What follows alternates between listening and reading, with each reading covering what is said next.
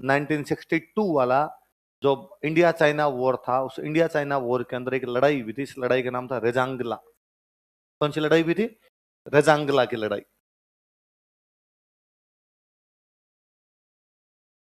रेजांगला पास है अरुणाचल प्रदेश वाली साइड में, जो रेजांगला दर्रा है ना, ज्योग्राफी में पढ़ोगे रेजांगला का दर्रा। वहां रेजांगला वाले दर्रे पे एक चोटी थी, उस चोटी पे वो लड़ाई होती है, रेजांगला की चोटी पे लड़ाई हुई। इंडियन फौजी थे वहां पे लगभग 120 फौजियों की एक बटालियन थी। और अचानक उस बटालियन ने दूरबीन से देखा कि नीचे से लगभग 1300 चाइनीज जा रहे थे। कितने चाइनीज जा रहे थे? वहां का जो मेजर था वो अपने जोधपुर के एक बंदे थे जिनका नाम था शैतान सिंह भाटी। क्या नाम था? मेजर शैतान सिंह। मेजर शैतान सिंह ने अपने पीछे वाली जो भी रेंज रही होगी, जहां पर भी उनकी दूसरी बटालियन होगी, वहां मैसेज किया कि हम इस रेजांगला की चोटी पर बैठे हुए हैं और नीचे से इतने इतने लोग आ रहे हैं, चाइनीज आ रहे हैं 1300 इस चौकी पर कब्जा करने के लिए, तो प्लीज पीछे से सहायता भेजो हमारे लिए। इंडियन आर्मी ने कहा कि नहीं भेजी जा सकती, इतनी जल्दी वहां से सहायता नहीं भेजी जा सकती, इसलिए एक काम करो, तुम सारे के सारे उस पोस्ट को खाली कर दो और पीछे आ जाओ। 120-1300 से लड़के क्या करोगे? उस पोस्ट को खाली करके वापस कहाँ जाओ? पीछे आ जाओ। उस चोटी पे कब्जा करता है चाइना तो करने दो, और इतनी जल्दी हम तुम्हें सहायता नहीं भेज सकते। मेजर ने अपने सैनिकों को इकट्ठा किया, सैनिकों को इकट्ठा करके कहा कि भाई पीछे से अपने को यह समाचार मिले कि इस पोस्ट को खाली करके वापस जाया जाए, लेकिन मैं यहाँ का मेजर हूं, मेरा ये मानना है कि हमें पोस्ट खाली नहीं करनी चाहिए। कमांडिंग ऑफिसर मैं हूं, तुम्हारा सीईओ मैं हूं, और मेरा ये मानना है कि हम पोस्ट खाली करके नहीं जाएंगे। ये तो अपने आप में पीठ दिखाना हुआ कि हम पोस्ट खाली करके चले जाएंगे। हम लड़ेंगे, जितनी देर तक लड़ सकते हैं उतनी देर तक लड़ेंगे। यदि तुम में से कोई फौजी जाना चाहता है तो वेल एंड गुड, जाओ, बोले कोई दिक्कत नहीं, जाओ, कोई दिक्कत, मैं तुम्हें रोकूंगा नहीं, टोकूंगा नहीं, किसी प्रकार की कार्रवाई नहीं करूंगा। और जो जो लोग मेरे साथ लड़ना चाहते हैं वो यहीं पर चौकी पर रहें। सारे के सारे सैनिकों ने कहा कि हम लड़ेंगे यहाँ पर। वो ज्यादातर सैनिक रेवाड़ी के आसपास के यादव थे। हरियाणा में रेवाड़ी है, तो रेवाड़ी के आसपास के यादव थे वो ज्यादातर सैनिक। तो उनका जो कमांडर था वो अपने राजस्थान का बंदा है, मेजर शैतान सिंह। तो उन्होंने कहा हम लड़ लेंगे, कोई बात नहीं। 120 लड़े थे, 1300 चाइनीज मार दिए थे। अपने वाले सारे मरे थे, अपने वाले सारे मरे, चाइना वाले सारे मरे, टोटल मर गए। अब जब कोई जिंदा ही नहीं बचाना है, अपने वालों में बचाना है, उन वालों में, या उन वालों में कोई बचा होगा तो भाग गया होगा, है ना? अपनी तरफ तो कोई आया नहीं, उस साइड में वापस भाग गया। इसलिए हमारे को समाचार ही नहीं मिले कि उस चोटी पर क्या हुआ। बर्फ पड़ती है हिमालय पर भयंकर वाली, और बर्फ में लाशें दब गई। इंडियन आर्मी ने कंक्लूड किया इस बात को कि एक पोस्ट थी, उस पोस्ट पे 120 फौजी थे, उन्होंने समाचार भेजा था कि हमारे पे हमला होने जा रहा है, और हमने कहा था वापस आ जाओ, लेकिन वो वापस नहीं आए। तो कहां गए वो? तो इंडियन आर्मी ने उनको भगोड़ा करार दे दिया कि भाग गए होंगे, डर के मारे भाग गए, कोई सूचना ही नहीं मिली। उस घटना के कई दिन बाद में युद्ध खत्म हो गया, संधियां समझौते हुआ गए, उसके कोई 6-7 महीने बाद में एक भेड़ चराने वाला ऊपर भेड़ चराने के लिए गया, चोटी की तरफ कोई अपने पशुओं को लेके चला गया। उसने उस चोटी पे जाके देखा कि लाशें लाशें पड़ी है, 1000-1200 लाशें पड़ी है, 1000 एक मरे हुए चाइनीज, 100 मरे हुए अपने वाले। तो उसने नीचे आके आर्मी को बताया कि ऊपर पूरी तरीके से एक लाश ही लाश पड़ी है ऊपर। आर्मी ने जाके चेक किया, तब पता चला कि वो 120 फौजी अपने वाले हैं। एक एक फौजी का हाथ एकदम उस पे था, मशीन गन पे, बंदूक पे, सब घोड़े पे थे कि मरते दम तक वो लड़े होंगे। शैतान सिंह तो वैसे कहते हैं, मतलब उसके हाथों में गोली लग गई थी, उसने पैर से मोटर जो उसकी वो थी, वो गन थी, उसको चलाना शुरू कर दिया था। इन 120 लोगों पे जो रेजांगला की लड़ाई के अंदर उन 1300 के खिलाफ लड़ते हुए मारे गए थे, ए मेरे वतन के लोगों में एक लाइन है, एक एक ने 10 को मारा। 120 के 10 गुणे 1200 होते हैं। तो जो लता मंगेशकर उसमें एक लाइन बोलते हैं कि जब हम बैठे थे घरों में वो खेल रहे थे होली, है ना, उसमें एक लाइन है, एक एक ने 10 को मारा। वो रेजांगला की लड़ाई की बात है। उसके अंदर वो, तब इंडियन आर्मी को पता चला कि यार क्या कांड कर गए अपने वाले, और पूरी पोस्ट बचा गए। उसके बाद में शैतान सिंह को परमवीर चक्र दिया गया था। क्या दिया गया था? परमवीर चक्र। उस परमवीर चक्र विजेता जो शैतान सिंह वे, उन पर जो बुक लिखी हुई, उस बुक का नाम क्या है? वो ज्यादातर अब आपने नाम रेजांगला पहली बार सुना ना? रेवाड़ी में एक चौक का नाम है रेजांगला चौक, क्योंकि ज्यादातर जो फौजी शहीद हुए थे वो कहाँ के आसपास के थे? रेवाड़ी के आसपास के थे। तो उस जगह का नाम ही क्या पड़ गया बाद में? रेजांगला चौक। मैं वेब सीरीज का नाम भूल गया, पर अभय देओल की एक वेब सीरीज है इस पर, याद नहीं मुझे, नाम तो चेंज कर लिया उन्होंने। मैंने थोड़ी सी शुरुआत में देखी थी, फिर मैं बोर सा हुआ तो मैंने बंद कर दी थी उसको। लॉकडाउन के अंदर वेब सीरीज आई थी, पर उसमें शैतान सिंह को जोधपुर का नहीं दिखाया हुआ, जयपुर का दिखाया हुआ, शायद शैतान सिंह नाम नहीं है, जय सिंह दिखाया हुआ, ऐसा कुछ नाम दिखाया हुआ। पर इस पूरी पर एक वो मूवी बनी हुई है, वो वेब सीरीज बनी हुई है अभी देओल की, कभी किसी को टाइम मिले तो देखना। तो चाइना वाले वॉर में ऐसी छोटी छोटी खूब सारी कहानियां हैं, पर चाइना वाले वॉर की कहानियां हमारे सामने आई नहीं, इसलिए चाइना वाले वॉर के बारे में हम बात ही नहीं करना चाहते। हमेशा ये होता है कि 62 के मार गए तो किस्सा खत्म, हार गए तो क्यों बात करो रे, चुप रहो, गांव को क्यों कुरेदा जाना चाहिए। वरना यदि कोई ढंग से पढ़ाता तो पढ़ाता या बताता देश को कि 62 के अंदर हम चाइना से हारे थे, हारे बाकायदा स्वीकार करना पड़ेगा, हमने एक बड़ा क्षेत्र खोया, हम हार गए थे। पर उस घटना के ठीक 5 साल बाद 67 के अंदर हमने नाथुला में वापस चाइना को हराया है। नाथुला दर्रे पर फिर लड़ाई हुई और नाथुला दर्रे वाली लड़ाई में हमने फिर हराया। फिर एक राजस्थान का बंदा उस युद्ध को कमांड कर रहा था, सगत सिंह।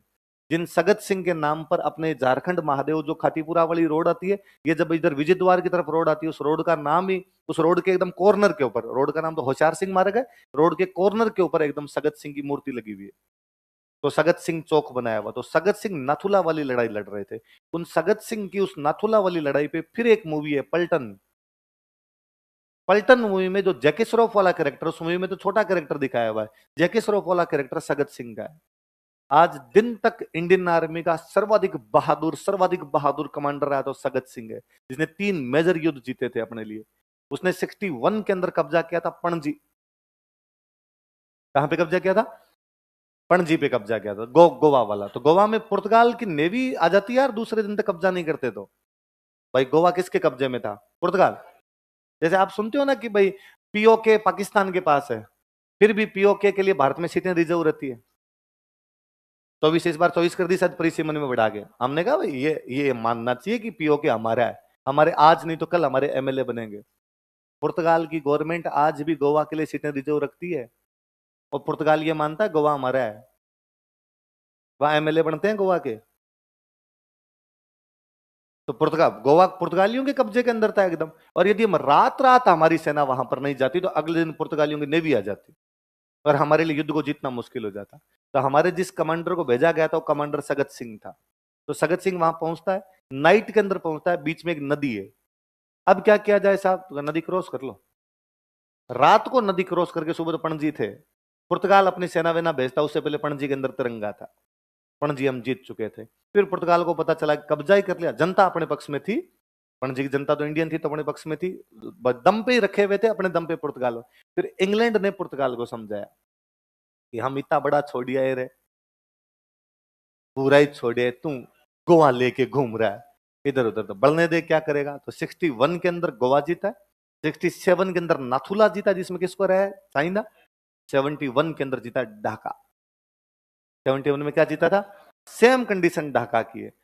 जग्गी अपने यहाँ के जगजीत सिंह अरोड़ा लेफ्टिनेंट जनरल हुआ करते, अरुणाचल प्रदेश वाले ईस्टर्न कमांड के अपने, और जग्गी ने सगत सिंह को वापस भेजा कि ढाका की तरफ जाना है, पर मेघना नदी के पास जाके रुकना है। ढाका कौन सी नदी किनारे? मेघना। मेघना के पास में जाके रुक जाना, फिर मेरा ऑर्डर आएगा उसके हिसाब से काम करना है। तो और मेघना तुम सुबह 10 बजे तक पहुंच जाना। कितने बजे तक पहुंच जाना? सगत सिंह अपनी आर्मी को 8 बजे मेघना के पास पहुंचा देता है। जब 8 बजे मेघना के पास पहुंच गए तो अब क्या किया जाए आगे? सैनिकों ने कहा साहब 2 घंटे पड़े हैं, तो कहा क्रॉस कर लो मेघना। तो कहा मेघना क्रॉस का तो ऑर्डर ही नहीं है अपने पास, ऊपर से ऑर्डर क्या है कि कहां तक जाना अपने को? मेघना। ये ऑर्डर मैं देखूंगा बाद में।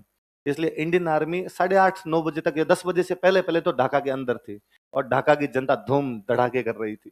मतलब इंडियन सोल्जर जितने वहां पर गए थे उनको ढाका वाले यूं गले लग लग के बधाइयां दे रहे थे कि तुमने यार हमें आजाद करवा दिया आज। ये बात पता चली जग्गी को। जग्गी अपने ईस्टर्न कमांडर के लेफ्टिनेंट जनरल है, बड़े ऑफिसर है, और जग्गी को पता चला कि मेरे बिना ऑर्डर के सगत सिंह किधर घुस गया आगे? ढाका में। तो उसने कहा वापस आ। बिना ऑर्डर के कैसे घुस सकते हो? तो उसने कहा वापस तो 2 ही तरीके से आऊंगा, या तो मुझे मार दो या इंदिरा गांधी कह दे, या तो प्रधानमंत्री का ही ऑर्डर आ जाए कि वापस आना पड़ेगा तो वापस आऊंगा, या ऑन माई डेड बॉडी। मुझे मार के तुम आर्मी ले जा सकते हो, बाकी मैंने ढाका पे कब्जा कर लिया, अब जो तुम्हें करना है कर लो। जग्गी खार खा गए। जग्गी ने कहा कि मैं प्रधानमंत्री से फोन करवा दूंगा, वापस आना पड़ेगा तुम्हें तो करवा दो। इंदिरा गांधी, मैंने शायद बात बताई होगी कभी पहले आपको, इंदिरा गांधी मीटिंग ले रही है और सामने सारे आईएएस बैठे हैं, सारे मंत्री बैठे हैं। इंदिरा गांधी के जस्ट पास में बैठे हुए रक्षा मंत्री बाबू जगजीवन राम। रक्षा मंत्री कौन थे? बाबू जगजीवन राम। जो लोकसभा अध्यक्ष रही थी अपने मीरा कुमार के पापा बाबू जगजीवन राम पास में बैठे हुए। और अचानक एक आईएएस उनकी तरफ एक नोट बढ़ाता है, कुछ लिखता है और लिख के उनकी तरफ आगे करता है, बाबू जगजीवन राम की तरफ। बाबू जगजीवन राम उसको देखते हैं, देख के अपने साइन करते हैं उस पे और आगे इंदिरा गांधी की तरफ देखते हैं। उस पे केवल 2 लाइनें लिखी हुई थी, ढाका कनकर्ड, ढाका जीत चुके हैं। क्या जीत चुके हैं? ढाका। अब आपका क्या ऑर्डर है, जीत के वहीं कब्जा करना है कि वापस आना है? क्या कहते हैं?